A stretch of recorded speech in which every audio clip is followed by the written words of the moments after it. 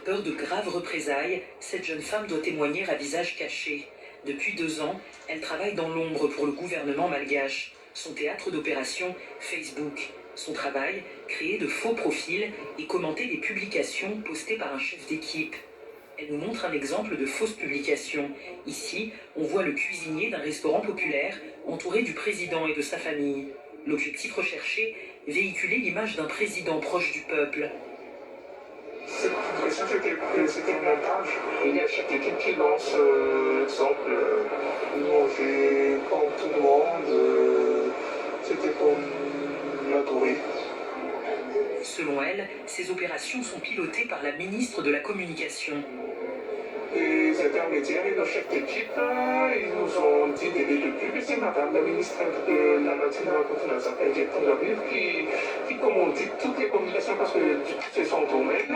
Et après, c'est facile pour elle de contrôler tout ce qu'on publie dans le domaine de communication autour du président et de toutes ses équipes.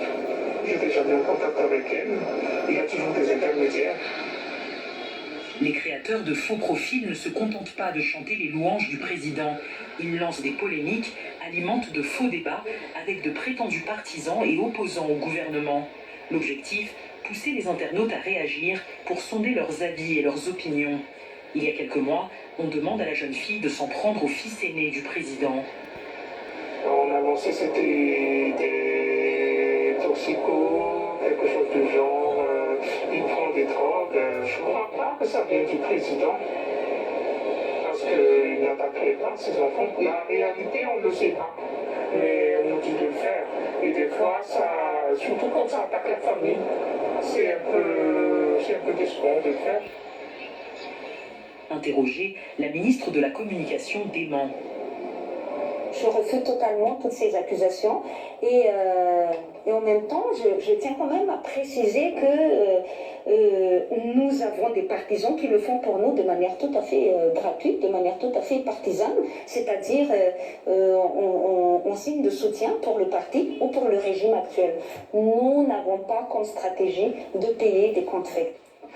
Pourtant, les langues commencent à se délier. Anisser Arrivman préside l'Association des jeunes au chômage de Madagascar. 17 000 membres qui ont soutenu le président Rajoelina durant la campagne électorale. Mais depuis son élection, leurs demandes d'appui à des projets d'entreprise sont restées lettres mortes. Alors, au moins 32 membres lui ont avoué avoir accepté de créer de faux profils pour le compte du président. Il y a des jeunes qui font ce travail-là pour survivre. On est ici de Andrew Rajoelina, on avait le soutenir, donc dès qu'il a eu la place, il tourne les dos vers nous. Il dit moi aussi, il a promis aux jeunes au chômage de Madagascar qu'il va donner du travail. Donc ce qui se passe actuellement, il n'y a rien. L'ancien président Ir est également mis en cause. Nous rencontrons une ancienne créatrice de faux profils.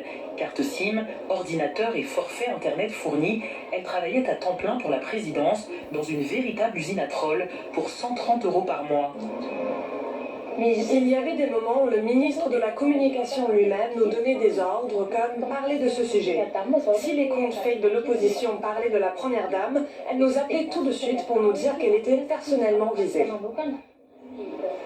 Face à l'ampleur du phénomène, les hommes politiques malgaches accordent une attention capitale à Facebook.